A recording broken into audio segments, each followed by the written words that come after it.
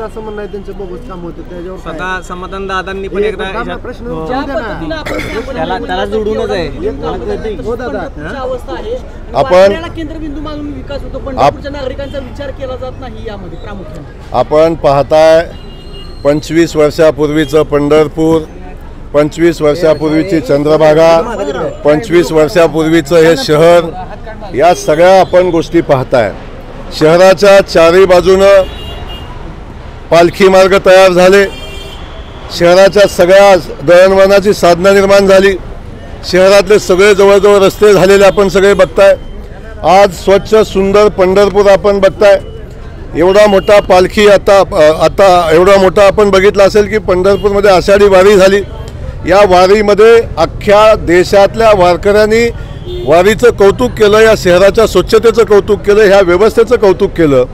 या सगळ्या व्यवस्था पायाभूत सुविधा मजबूत असल्याशिवाय उभ्या राहत नाहीत.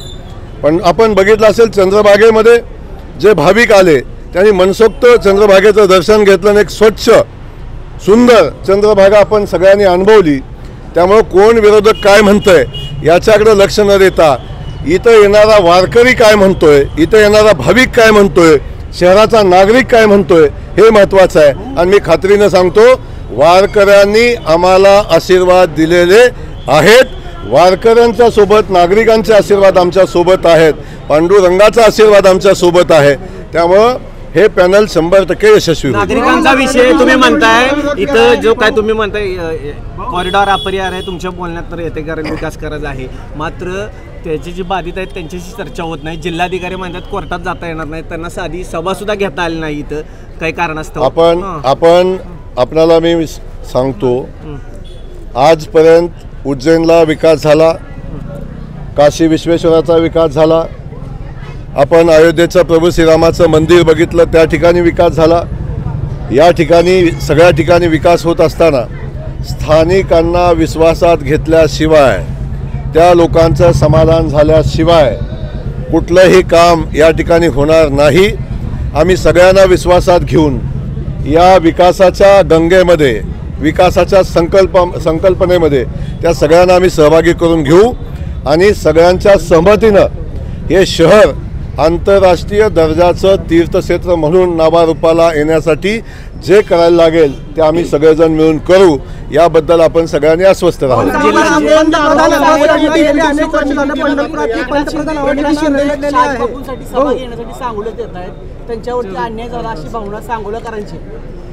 आपण एक गोष्ट समजून घेतली पाहिजे, ही निवडणूक स्थानिक स्वराज्य संस्थेची आहे आणि या ठिकाणी मी पुन्हा सांगतो की कुठलीही निवडणूक कुणाच्या राजकीय व्यवस्था लावण्यासाठी नसते, तर ही त्या भागाच्या विकासासाठी असते. त्यामुळं स्थानिक लोकांनी एकत्र येऊन वेगवेगळ्या आघाड्याच्या अनुषंगाने वेगवेगळ्या पक्षाच्या नेतृत्वाखाली निवडणूक होत आहेत. शहाजी बापूंनी आज अखेर मी पालकमंत्री म्हणून काम करत असताना माझ्याकडे युतीसोबत येण्याचा एकही प्रस्ताव दिलेला नव्हता. एकदा ते मला भेटले आणि त्या भेटल्यानंतर जेव्हा आमची चर्चा झाली तेव्हा आपण मैत्रीपूर्ण लढत करू अशा पद्धतीची भावना त्यांनी व्यक्त केली होती. याच्या पलीकडे माझी त्या निवडणुकीसंदर्भात त्यांच्याशी कुठलीही चर्चा झालेली नाही. पण मी आपल्याला सांगतो शहाजी बापू आमचे सहकारी आहेत, माझे खूप जवळचे मित्र आहेत. आता गावातली परिस्थिती बघून थोडे व्यथित झालेले आहेत, परंतु काळजी करू नका, निवडणूक झाल्यानंतर आमचे संबंध सर्वोत्तम राहतील. शहाजी बापू आजही मित्र आहेत, उद्याही मित्र राहतील. माझ्यासाठी ते आदर्शवत आहेत. जो जिता वही सिकंदर असे मतदार म्हणतात, अशा वेळी भाजपसमोर आव्हान असं वाटत नाही का? आव्हान सहन करण्याची, आव्हान स्वीकारण्याची भारतीय जनता पक्षाला सवय आहे. आव्हान स्वीकारलेलं आहे, पण समोर आव्हान नाही ही आमची अडचण आहे. आपण सातत्यानं बघता फार मोठा बागलबुवा बिहारमध्ये उभा केला, फार मोठा बागलबुवा महाराष्ट्राच्या निवडणुकीमध्ये उभा केला, पण निवडणुकीचे निकाल प्रत्यक्षात जेव्हा लागले तेव्हा तिथली परिस्थिती काय होती आपण सगळ्यांनी अनुभवले. मी आजही सांगतो पंढरपूर शहरामध्ये येणाऱ्या वारकऱ्यांचे आशीर्वाद आदरणीय देवाभाऊंच्या सोबत आहेत, भारतीय जनता पक्षासोबत आहेत. या ठिकाणच्या सगळ्या नागरिकांना दिलेल्या सुविधा नागरिक आपल्या उघड्या डोळ्यानं पाहतोय.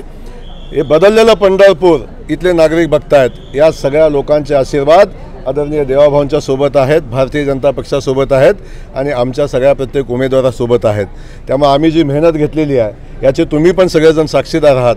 या शहराच्या विकासासंदर्भातली, या शहराच्या पायाभूत सुविधासंदर्भातली, आपण चंद्रभागेच्या स्वच्छ सुंदर चंद्रभागेसंदर्भातली मेहनत घेतलेली, आपण याचे सगळे साक्षीदार आहात.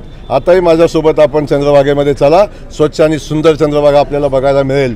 हे बदललेलं पंढरपूर आपण सगळेजण पाहताय आणि मी खात्रीनं सांगतो या बदललेल्या पंढरपूर सोबतच्या लोकांची मानसिकता ही भारतीय जनता पक्षासोबत मुस्लिम समाजासोबत बहुतांश अभिजित पाटील साहेबांचे माढा मतदारसंघाचे आमदार आहेत. त्यांनी त्यांची भूमिका घेतात, कधी विकास कामाच्या दृष्टीने आम्हाला भेटतात, कधी कुणाला भेटत असतात. याचा अर्थ प्रत्येक वेळी आपण चुकीचं लावणं हे सोडून द्या. मला तशी जर परिस्थिती असते तुम्ही समजून घ्या.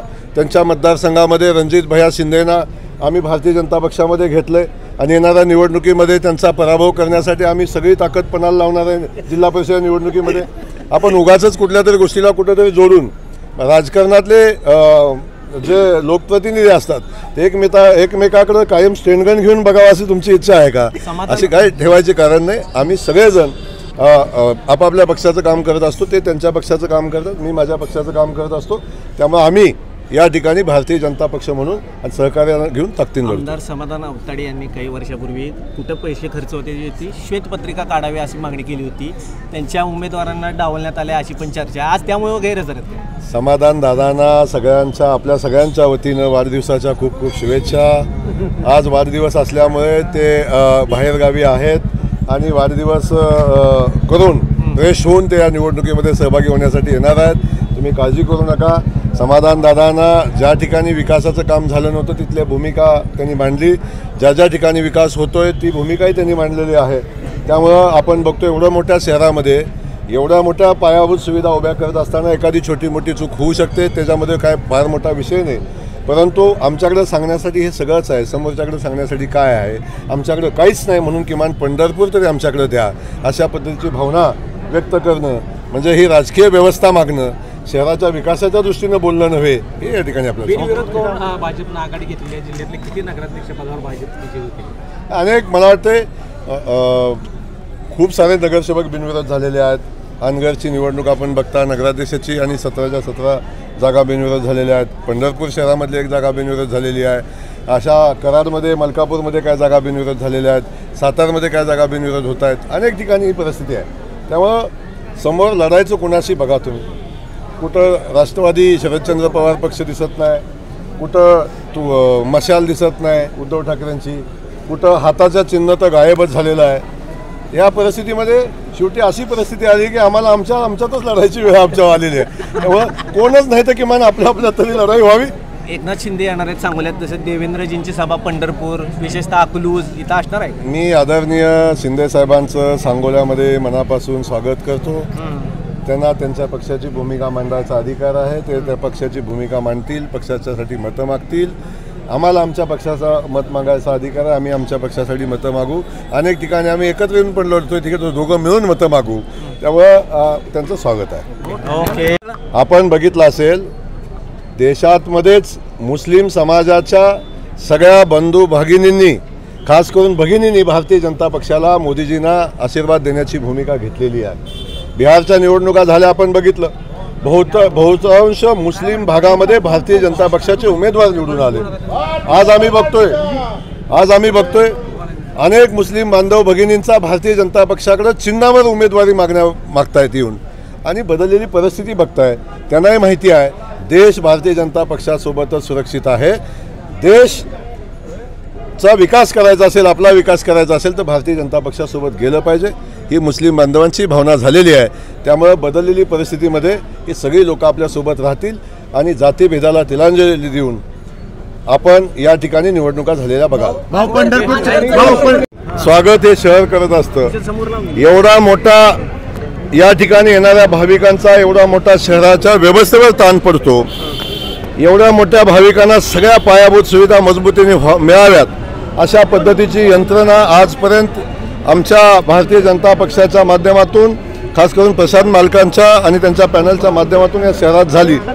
आज आपण अनुभवलं असेल की लाखो भाविक आले तरी या शहराच्या पायाभूत सुविधा एवढ्या मजबूत होत्या की सगळ्या भाविकांना अवश्य त्या सगळ्या सेवा या ठिकाणी मिळाल्या. त्यामुळं या शहराला मजबूत करणं आणि खास करून या शहराला पांडुरंगाच्या नगरीला आंतरराष्ट्रीय दर्जाचं तीर्थक्षेत्र बनवणं हा संकल्प घेऊन आदरणीय देवेंद्र फडणवीस साहेबांच्या नेतृत्वाखाली या शहराच्या निवडणुकीमध्ये आम्ही सगळे कार्यकर्ते ताकदीनं कामाला लागलेलो आहे. ही निवडणूक ही कुणाची राजकीय व्यवस्था करण्याची निवडणूक नाही.